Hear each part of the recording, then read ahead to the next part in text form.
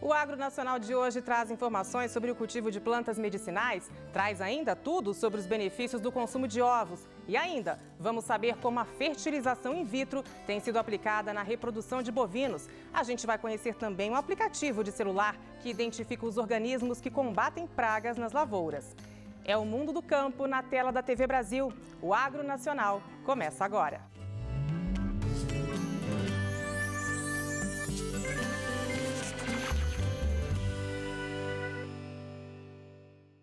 Nossa equipe acompanhou uma visita de estudantes ao projeto Preservar no Núcleo Rural Vargem Bonita, no Distrito Federal. Vamos aprender como cultivar e colher plantas medicinais como a camomila.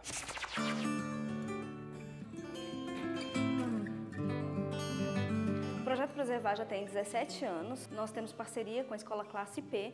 Daí, durante o decorrer do ano, a gente treina as crianças como monitores para falar um pouco sobre as ervas medicinais. A gente tem uma parceria com uma escola, nós vamos na escola Classe P, a gente fica um tempo lá, treina as crianças lá, conversa com eles e depois nós trazemos para a chácara. E aí a gente faz o treinamento com elas aqui. Falamos de cada planta medicinal, da origem, do plantio, para que serve. E aqui temos nos laboratórios também. A gente ensina eles como manusear, como fazer um shampoo, um xarope, um condicionador, um gel, para que serve, onde vai ser usado. E as crianças passam a valorizar cada vez mais o conhecimento. Muita gente tem vários tipos de plantas em casa também, né? E as crianças, por exemplo, hoje elas vêm para cá, elas sabem valorizar a planta medicinal, sabe passar para os pais até como que faz um chá, sabe para que serve, sabe valorizar realmente aquela planta medicinal. Essa parceria ela já acontece há 3 anos com a nossa escola. A nossa escola é uma escola do campo, ela fica dentro de uma área de preservação ambiental. Então, assim, é de grande interesse da escola essa parceria, por quê? Porque as crianças, a grande maioria mora em chácara, em área rural. Então, assim, muitas das crianças já conheciam, os pais já conheciam as plantas, mas não sabiam como utilizá-las. Então, assim, essa parceria veio para isso, para agregar, né, os conhecimentos já deles com o conhecimento científico e eles poderem passar de geração para geração. A gente ensina para as crianças, a gente tenta passar, tanto para as crianças como para os visitantes, o cuidado com a automedicação. A gente mostra a dosagem que a pessoa tem que tomar, pode usar, de que forma ela pode ser usada, para conseguir reter os princípios ativos sem usar uma quantidade muito grande ou usar uma quantidade que vai ser tóxica. Hoje em dia, na verdade, as plantas vêm sendo mais reconhecidas. Tanto o médico como os farmacêuticos, nutricionistas vêm prescrevendo mais, porque sabem que são plantas naturais, são produtos naturais que você pode ter inclusive na horta de casa.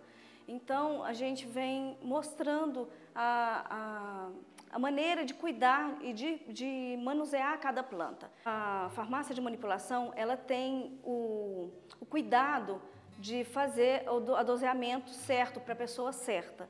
Então, a gente pode colocar vários tipos de produtos, né, fitoterápicos ou alopáticos, até misturar esses tipos de produto, mas na dosagem correta. Os pais já têm conhecimento para que servem algumas plantas. Então, assim, aqui eles aprendem desde o cultivo até a secagem, a produção que eles têm de cápsulas, de chás, né? Então, assim, esse conhecimento é todo perpassado pelo projeto e as crianças passam isso, como elas vêm com a função de serem monitores, elas passam isso para os pais, para a comunidade delas e, consequentemente, para os visitantes que vêm aqui. O objetivo da gente trazer pessoas para visitar a chácara, trazer alunos de farmácia, é para repassar o conhecimento sobre as plantas medicinais. Aqui a gente vai falar de várias formas farmacêuticas e de qualidades das plantas. Ou seja, tem plantas que têm contraindicação. Por mais que seja natural, ela vai ter uma contraindicação, tanto como produto alopático. Por exemplo, se eu tomo um chá de hibisco, se eu tomar uma quantidade muito grande, ele vai sobrecarregar os rins. Ou seja, se eu faço um chá por infusão e se eu deixo ele ferver, eu vou perder as propriedades, os ativos. Então, eu tenho que fazer da maneira correta. Aqui a gente vai mostrar como que faz uma cápsula para que serve. Ou seja, a gente tem cerca de 30 espécies de ervas medicinais e algumas plantas servem para extratos, tinturas, cápsulas, cremes, parte cosmética, e aí varia bastante.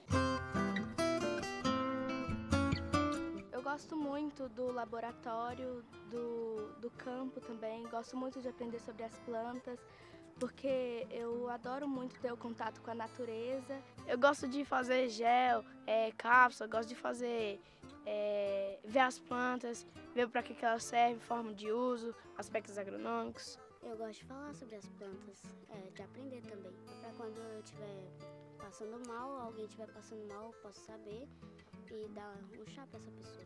O guaco, ele serve para artrite, condições, coqueluche, bronquite. Aí cada vez que a pessoa pergunta qual planta serve para isso, aí eu falo que lá tem essa planta. Quando as crianças chegam no começo do projeto, elas ainda ficam assim, ansiosas. Na verdade, elas ficam muito ansiosas para aprender, para entender, e no começo elas ficam meio perdidinhas e depois elas vão se achando, vão se encantando e saem daqui quase uns profissionais, uns grandes farmacêuticos.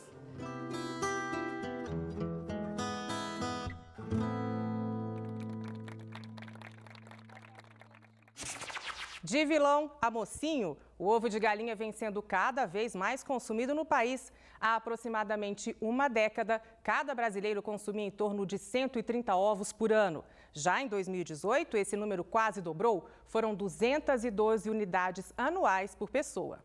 E para divulgar os benefícios dos ovos para a saúde e aumentar o consumo, foi criado em 1996 o Dia Mundial do Ovo, celebrado sempre na segunda sexta-feira do mês de outubro.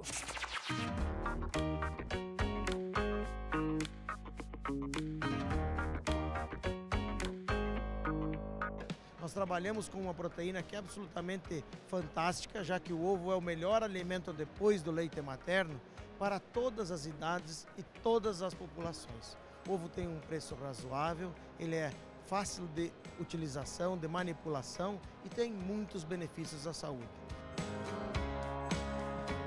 O ovo, além de ser uma fonte importante de proteína, o ovo ainda possui alguns nutrientes, como colina, por exemplo, e a colina é fundamental para a transmissão do impulso nervoso, para a cognição. A gente associa, a colina e o consumo do ovo a uma gestante, o desenvolvimento de uma criança. Quando eu penso na gema do ovo e que essa gema tem luteína, e essa luteína é um carotenoide que protege os olhos contra a luz, nós podemos efetivamente consumir o ovo juntamente com uma alimentação equilibrada, melhorando os aspectos nutricionais e contribuindo para a prevenção. Então, por exemplo, eu posso prevenir degeneração macular relacionada à idade, consumindo ovo, sim, por conta da luteína e zeaxantina que o ovo contém.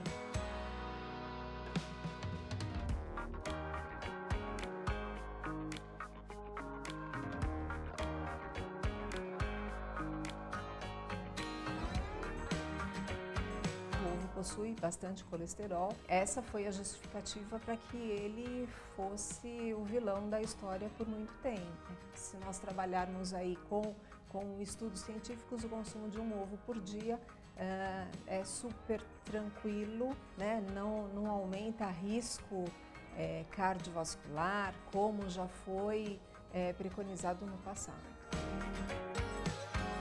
Um ovo possui 70 calorias, então ele tem um baixo valor calórico.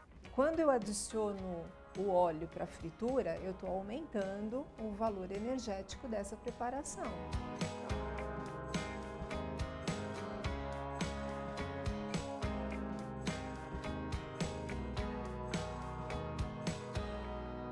A maioria das preparações culinárias possuem ovos na composição, então isso melhora o aspecto nutricional dessa preparação. Ele pode enriquecer um alimento, você pode enriquecer um mingau, por exemplo, você enriquece uma preparação de legumes com ovo. Você pode consumir esse ovo da forma como nós consumimos normalmente, como o ovo como um alimento, como um prato principal. O ovo já é exportado para o Japão. Do outro lado do mundo a gente exporta ovo em casca e ovo processado. A nossa indústria é muito positiva, o produtor é de ponta, tem excelência tecnológica. Agora começamos a ter mais indústrias, porque a gente consegue fazer o ovo líquido e o ovo em pó para poder produzir massas, bolos, pães e tudo o que é preciso, podendo também inclusive vender para clientes do exterior. Os produtores de ovos produziram no ano passado 44 bilhões de unidades de ovos, significa algo como 1.500 ovos por segundo. Agora já são 3.000. E agora 4.500, porque é uma produção muito fantástica e 99% dessa produção é consumida pelo brasileiro, que no ano passado chegou a 212 ovos per capita ano e esse ano deve chegar a 230 dentro da média global, e o que significa que nós temos desenvolvimento econômico no nosso país e melhor proteína e melhor alimentação para a nossa população. É importante que as pessoas tenham uma alimentação equilibrada, que tenham uma variedade nessa alimentação e que o ovo seja efetivamente colocado em prática e consumido, junto com verduras, com legumes, com fibras. É importante a gente olhar para o ovo como um alimento saudável, porque ele é saudável, efetivamente.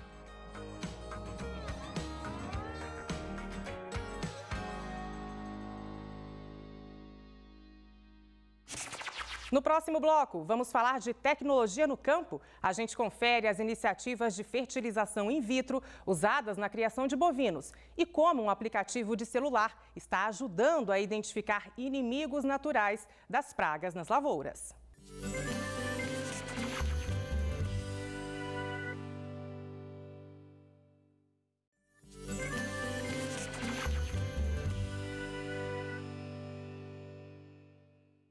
Vamos falar agora sobre inseminação artificial, uma prática bastante usada na reprodução de bovinos e outros animais. Vamos conhecer as diferentes estratégias, como a fertilização in vitro e a inseminação artificial em tempo fixo. Elas geram bovinos com parâmetros e características pré-definidas.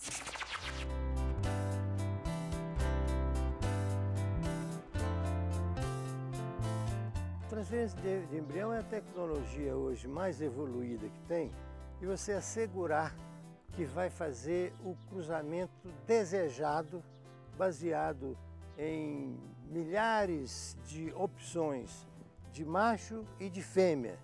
Então, como a nossa atividade é preparar fêmeas para o rebanho leiteiro do mercado local, regional, nacional, nós cruzamos o holandês, aí trazido da melhor genética de holandês que tem no mundo, que está disponível no Brasil, com o gado gir, que é o gado que veio da Índia, que é rústico, e o cruzamento dá, então, um animal adequado para as condições médias da pecuária brasileira. A raça Girolando é genuinamente a raça brasileira, feita para aguentar o nosso clima, a nossa época de seca, a época de estiagem.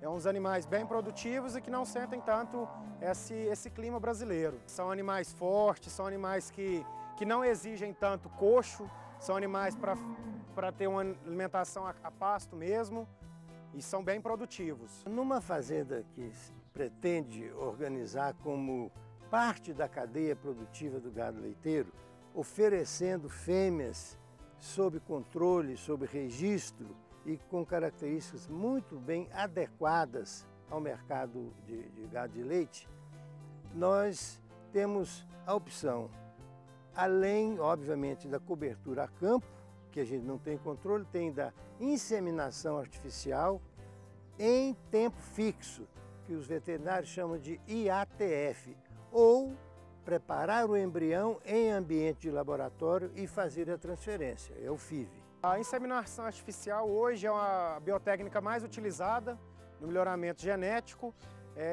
pela facilidade que ela tem de ser feita. Você pode fazer ela com o cio natural dos animais ou pode ser feita com a inseminação programada, que a gente chama de ATF. A ATF a gente faz um protocolo de sincronização, onde determinado dia do protocolo esses animais vão apresentar o estro e vão ser inseminados posteriormente. A produção in vitro de embriões, ela vem crescendo bastante no cenário mundial, graças ao Brasil. 92% hoje da produção de embriões no Brasil é feita pela forma in vitro. Apenas 8% seria feito pela SOVTE, que é a superovulação estimulada. A produção de embrião in vitro, primeiramente é feita uma avaliação ginecológica das receptoras, que vão receber esses embriões. Utilizamos doadoras GIR para fazer a aspiração folicular e posteriormente a fecundação no laboratório, onde com isso a gente pode otimizar os melhores animais para a produção desses embriões e acasalar com touros holandeses superiores. Podemos usar touros que já são falecidos, touros que têm um sêmen mais caro, porque a gente vai agregar um maior valor nesses embriões. Posteriormente a essa fecundação, os embriões são transferidos nas receptoras que foram previamente avaliadas e protocoladas. Hoje a Fazenda Larga trabalha com animais registrados na Associação Brasileira dos Criadores de Girolando, onde a gente faz toda a comunicação junto ao técnico, todo é feito a parte de cobrição, de inseminação, produção de embrião, comunicado os partos, os nascimentos das bezerras e posteriormente a essas comunicações, o técnico faz a visita à fazenda e faz o registro definitivo desses animais. A gente utiliza animais cruzados, animais anelorados como receptoras. Essas receptoras ficam com a gente até a aparição, faz a desmama das bezerras e esses animais já voltam para a reprodução novamente. E preço, eu diria, tem preço básico, mas tudo é a combinar. Se ele vai comprar um animal só, a vaca que já está parida, portanto eu tive todos os riscos e os cuidados, ou vai comprar uma novilha que está em começo de gestação. Eu diria assim, e a quantidade também. Negociar uma quantidade maior, é claro que o preço médio baixa um pouco. Eu absorvi toda um cuidado de ter uma atividade bem sustentável. Eu tenho a prática da integração lavoura, pecuária e floresta. Lá ao fundo a gente vê, inclusive, o ambiente adequado, meia sombra para o gado e com pasto ali dentro. Então, isso tudo é importante para o produtor ver que os animais aqui são sadios, além de todo o controle sanitário. Mas na hora da compra, geralmente os pequenos produtores, eles não compram animais em fase de gestação. Eles esperam a aparição e eles vêm ver e pedem licença para tirar o leite para depois fazer oferta para a compra dos animais. O que para mim é muito bom, é muito seguro e é uma maneira de eu contribuir com aquilo que culturalmente está estabelecido. E ele precisa de segurança. O pequeno produtor que não tem condição de fazer esse trabalho aqui, por causa do tamanho da propriedade, o tamanho do negócio dele, ele deve correr menos risco. É uma maneira que eu tenho de contribuir com ele. A pecuária leiteira brasileira, ela ainda tem muito a desenvolver. E não tem outro caminho a não ser agregar tecnologia e melhorar manejo. E não adianta só dar boa alimentação, bons cuidados sanitários. Nós temos que dar uma elevação na nossa capacidade genética de produção de gado. Esse padrão de gado que a gente tem aqui é mais ou menos o padrão do país mais eficiente economicamente na produção leiteira, que é a Nova Zelândia. Eles trabalham com esse sistema parecido com esse aqui nos cruzamentos genéticos. Por ser animais que têm um valor agregado, todo cuidado é pouco. Então a gente cuida bem das bezerras ao nascimento, faz a cura do umbigo, já faz a vermifugação desses animais logo ao nascimento e temos todos os cuidados até a venda desses animais, desde o nascimento, a recria, a reprodução e a venda deles. A Embrapa desenvolveu um aplicativo que ajuda os agricultores a identificar os inimigos naturais das pragas nas lavouras. O guia gratuito está disponível para celulares e tablets que usam o sistema operacional Android.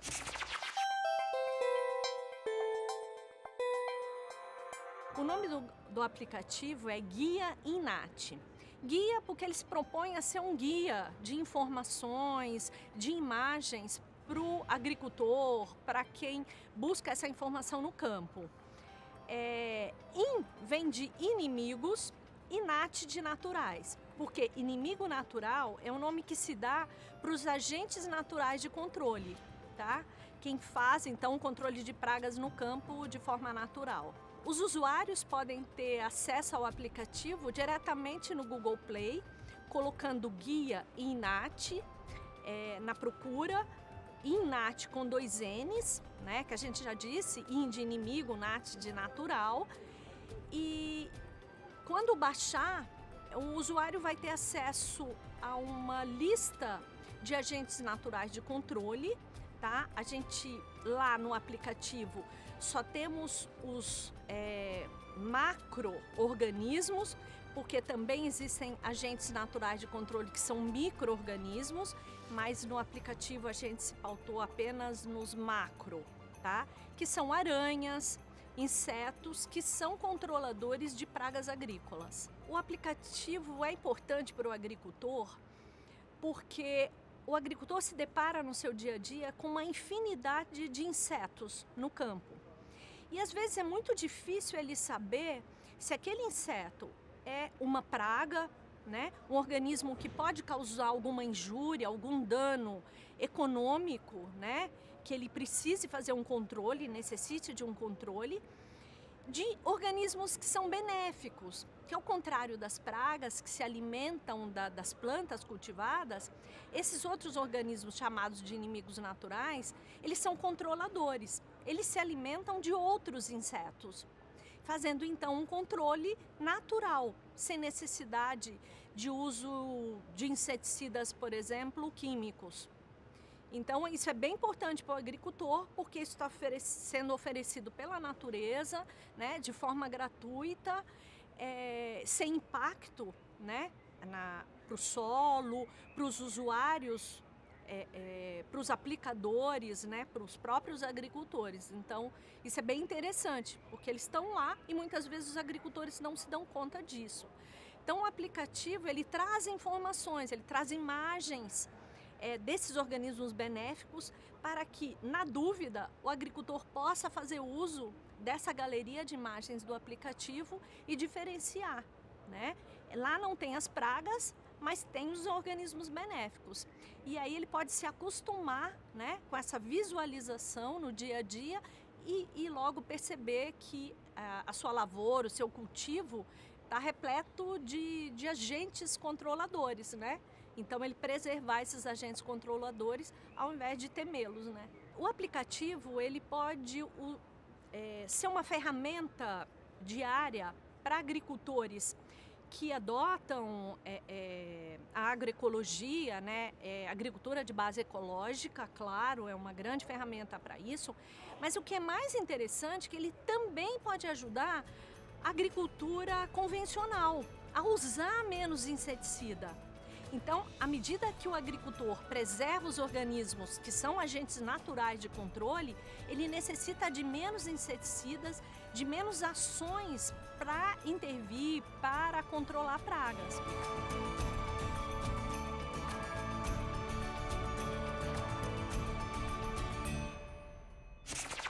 Por hoje, o programa fica por aqui. Na próxima semana, a gente volta com mais projetos e ações de pesquisadores, agricultores e pecuaristas de todo o país. Agronacional, informações úteis para o produtor rural. É o Mundo do Campo na tela da TV Brasil.